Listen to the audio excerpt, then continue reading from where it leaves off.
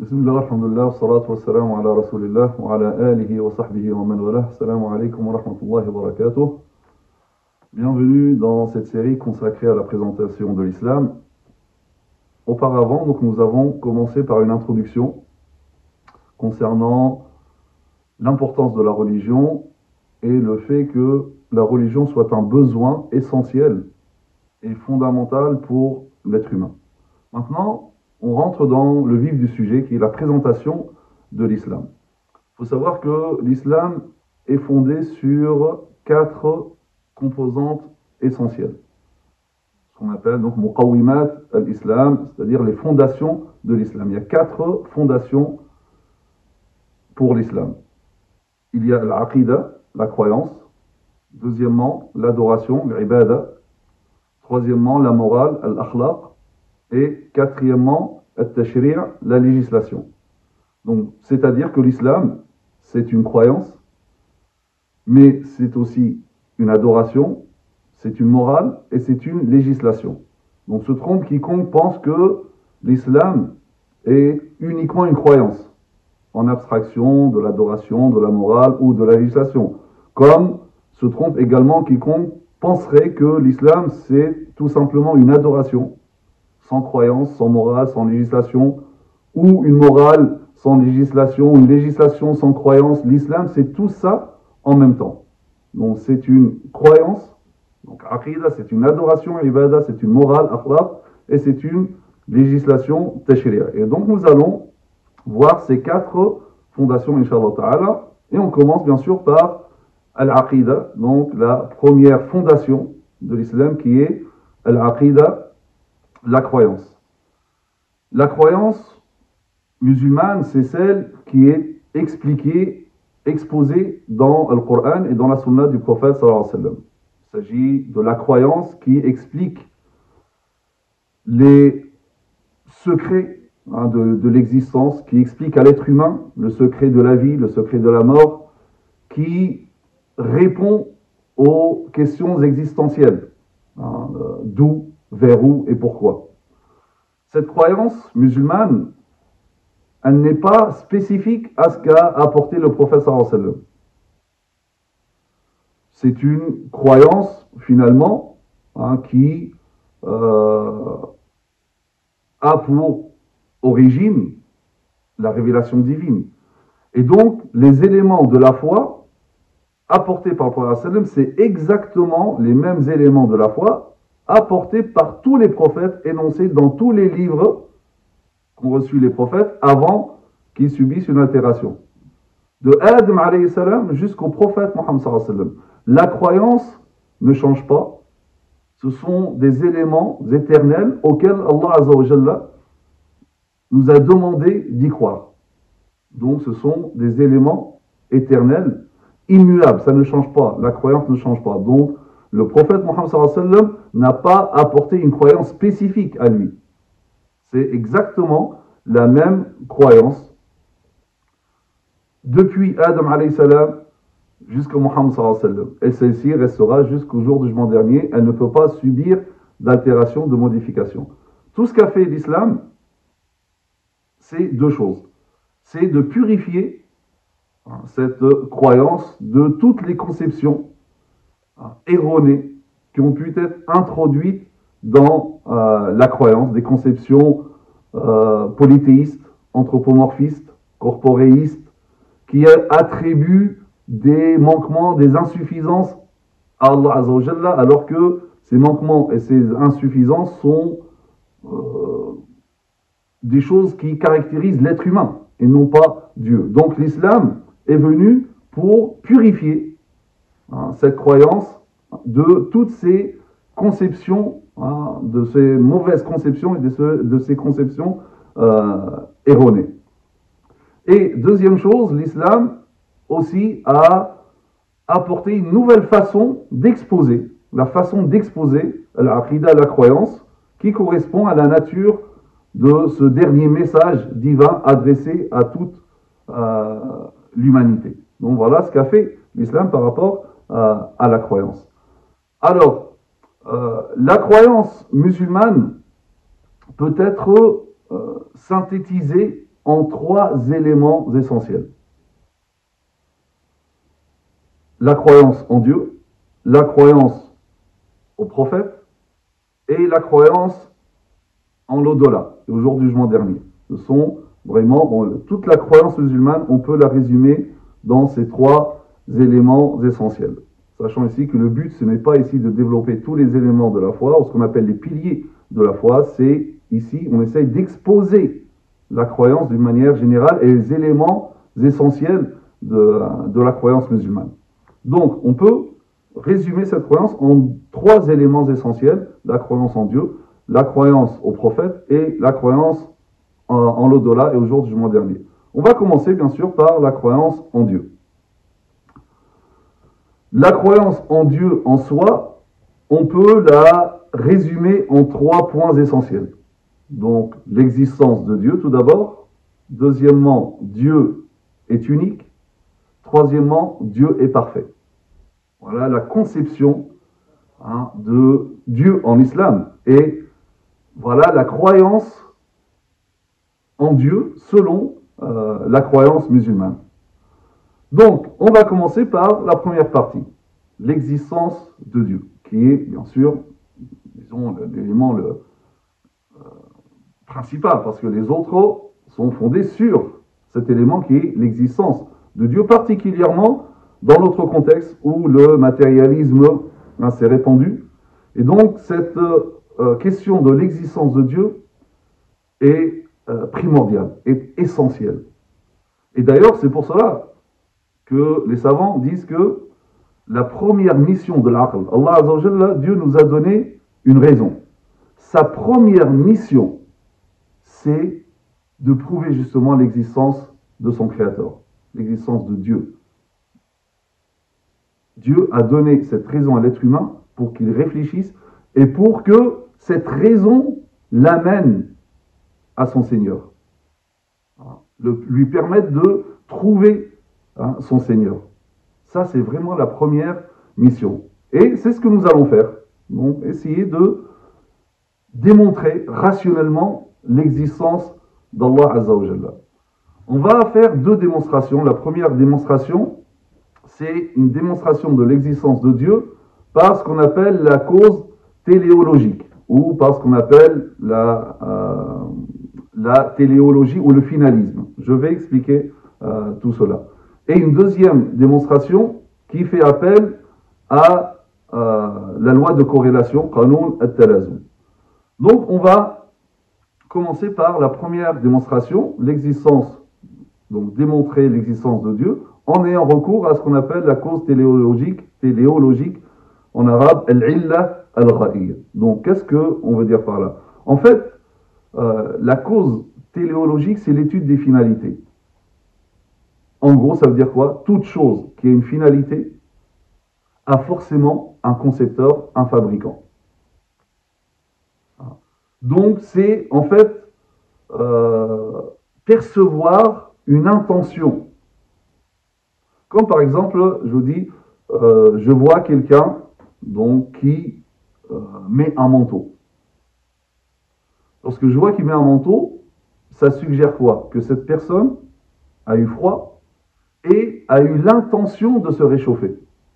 Donc le fait que cette personne a mis le manteau a suggéré une intention derrière, a suggéré une finalité. Donc cette personne a voulu se réchauffer. Donc je perçois cette finalité dans cette action. Je donne des exemples. Je vois une chaise devant moi, je vois cette chaise à 4 pieds. Donc elle a quelque chose donc, pour s'asseoir, pour s'adosser. Donc je me dis, tiens, elle a été, là je perçois une intention, une finalité. Elle a été faite pour s'asseoir d'une manière stable. Donc dans la chose, je perçois cette intention, cette finalité. D'accord? Par exemple,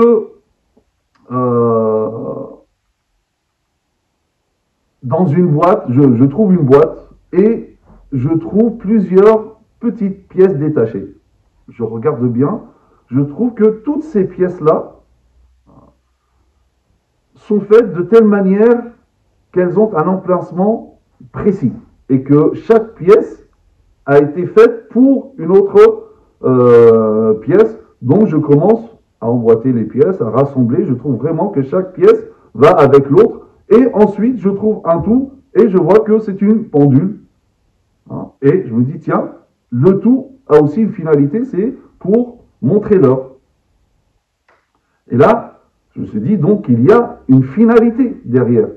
Donc, il y a eu une volonté. Je perçois cette volonté de vouloir fabriquer donc cette chose qui indique l'heure. Et d'ailleurs, après, donc, je vois, je perçois vraiment ces intentions. Donc, je me dis, lorsque celui qui a fait ça, donc, lorsqu'il a fabriqué l'engrenage A, dans sa tête, il y avait déjà la conception de l'engrenage B. Donc tout ceci suggère une finalité, un ordre, une conception. Autre exemple, je rentre à l'aéroport, les bagages à main, donc j'arrive et la porte s'ouvre. Je rentre, dès que je rentre, les portes se ferment. C'est arrivé une fois, je dis tiens, peut-être c'est une coïncidence. Ensuite, je regarde bien derrière moi, ça arrive la deuxième fois. Je me dis peut-être c'est encore une coïncidence. Mais là, troisième personne, quatrième, cinquième, dixième, je vois qu'à chaque fois que quelqu'un rentre, les portes s'ouvrent. Donc là, je perçois une finalité derrière, c'est de faciliter l'accès aux voyageurs qui ont des bagages, ils ne peuvent pas ouvrir la porte. Et donc, effectivement, je vois qu'il y a un système d'ouverture automatique, mais je perçois. Donc, ce qui fait en sorte que, dès le départ, quand j'ai vu que ça se répète plusieurs fois, là, cette répétition et cette régularité exclut le fait que ça soit un hasard. Ça aurait pu être un hasard, le premier, ça s'est ouvert, le deuxième, mais là, le fait que ça se répète et d'une manière régulière, ça exclut le hasard. Donc, forcément, il y a quelqu'un qui a pensé cela. Et donc, ça suggère donc un concepteur, ça suggère un ordonnateur, un fabricant. Donc, c'est ça ce qu'on appelle l'illa al-ra'iya, la cause téléologique. Donc, maintenant, comment je vais utiliser ça pour démontrer l'existence d'Allah Azza wa Jal? Je regarde autour de moi l'univers. Et là, je vais voir qu'effectivement, que cette cause téléologique est répandue dans tout l'univers. Dans le sens où, que quand je regarde autour de moi dans l'univers, chaque chose est à sa place. Chaque élément de l'univers a un but. Chaque composant de l'univers a un programme précis. Et donc cette idée, donc tout ça suggère une finalité derrière. Cette finalité, justement, s'impose du fait de la régularité des phénomènes. Donc la répétition, le fait que c'est toujours pareil, ça se répète. Et ça, cette répétition suppose un ordre des natures, ça suppose, ou cet ordre, donc ça suppose un ordre des natures, cet ordre suggère l'existence de l'ordonnateur. Cette répétition, cette régularité. Et là, on dit ça, forcément, il y a quelque chose qui a conçu cela. C'est comme, par exemple, lorsque j'ai un dé, on fait un jeu, j'ai un dé, et moi, à chaque fois que je jette le dé, ça tombe sur 6. Alors, première fois, on va dire, oui, allez, c'est une coïncidence. Le hasard, comme on dit. Mais on va voir dans la prochaine vidéo que ce n'est pas le hasard. Deuxième fois, ça tombe sur 6. Allez, on va dire, vraiment, j'ai de la chance. Mais troisième fois, 10e fois, toujours 6, qu'est-ce qu'on en conclut? On en conclut que le dé est pipé, il est truqué. Qu'est-ce qui fait en sorte que j'ai suggéré cela? C'est cette répétition. Si ça se répète, c'est que ce n'est pas dû au hasard. Et c'est comme ça dans l'univers. Ces choses-là se répètent, donc chaque chose est à sa place, mais d'une manière régulière. Chaque chose a un programme précis et d'une manière répétée et régulière. Et là, on peut après voir ça, effectivement, dans la nature. La parfaite distance Terre-Soleil. Donc c'est là vraiment la distance parfaite. Si cette distance était plus petite, il ferait trop chaud, la vie serait impossible.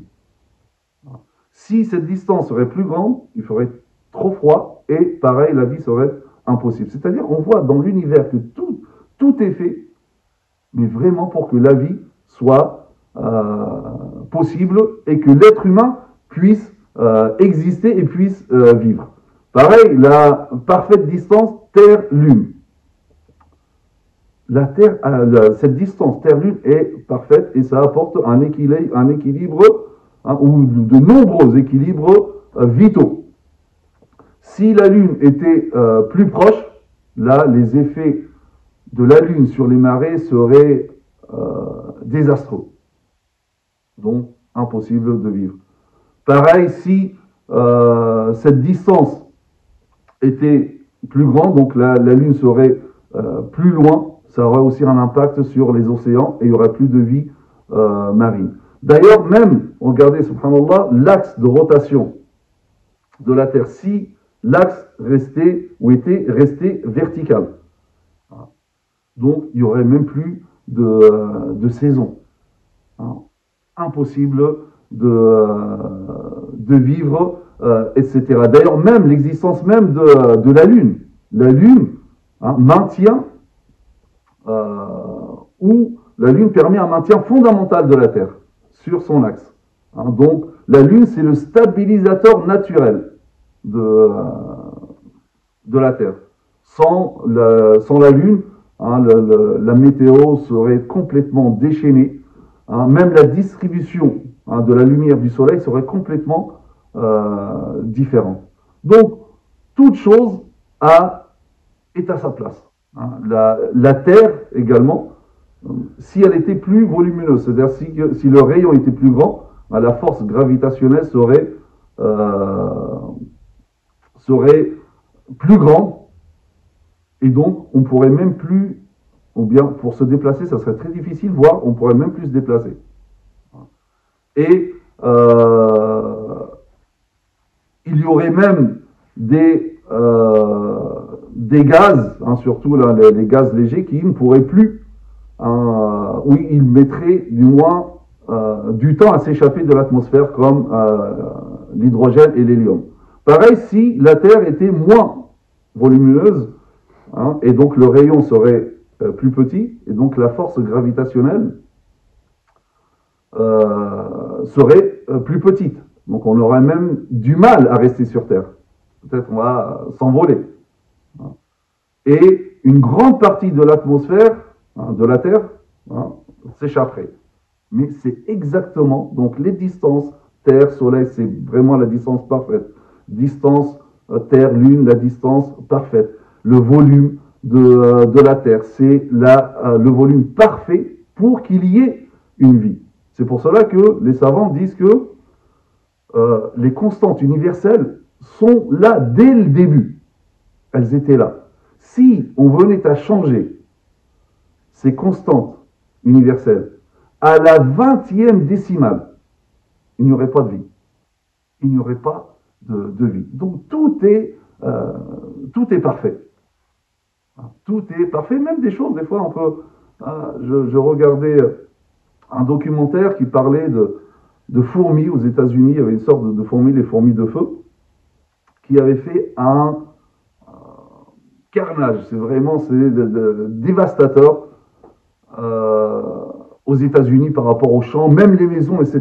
Ils ont essayé tout pour les anéantir, impossible. Ils se sont rendus compte qu'il y avait quelque chose qui pouvait les anéantir. C'était des sortes de mouches.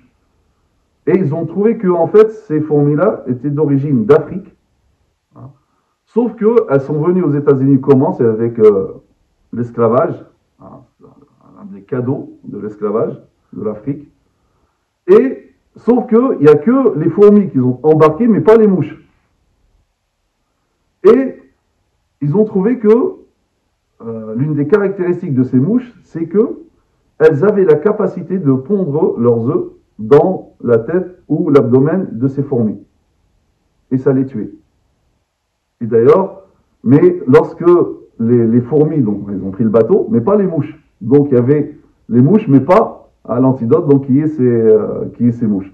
Et lorsqu'ils ont fait l'expérience, ils nous montrent vraiment l'expérience, juste ils ont approché la mouche des fourmis, les fourmis étaient déjà en panique. Toute chose a forcément un rôle, un programme dans l'univers. Donc, tout cela suggère vraiment, d'une manière incontestablement, l'existence d'un ordonnateur. Donc, qui est Allah Azza wa Jalla, qui est Dieu. Donc,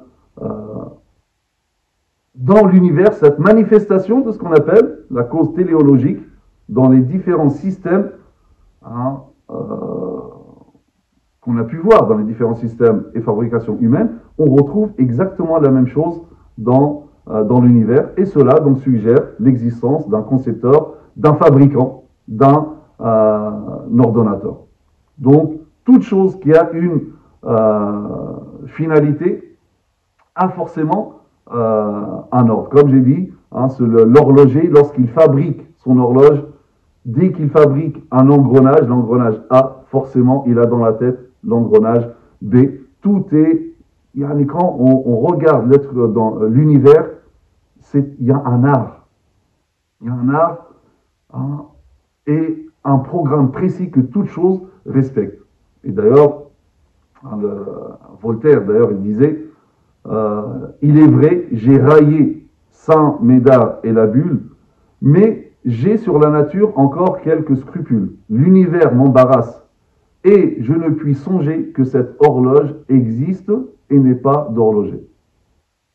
Comment concevoir qu'il y a une horloge, mais je me dis, mais l'horloger n'existe pas. Or, l'univers, c'est vraiment le meilleur exemple de l'horloge. Tout est réglé, est parfaitement réglé. Donc, ça suggère un fabricant, un créateur. Donc, et ça c'est rationnel. L'univers est réglé, ordonné, donc il y a l'existence d'un ordonnateur, c'est rationnel. Malgré, on va dire c'est une évidence, malgré cela, les matérialistes persistent à dire que finalement, à nier cette finalité qui veut dire non, il n'y a rien, il n'y a pas de finalité dans l'univers, tout est fait par hasard. Dans la prochaine vidéo, nous allons répondre justement à cela. بارك الله فيكم وسبحانك اللهم وبحمدك نشهد ان لا اله الا انت نستغفرك ونتوب اليك وصلى اللهم على سيدنا محمد وعلى اله وصحبه وسلم تسليما والسلام عليكم ورحمه الله وبركاته.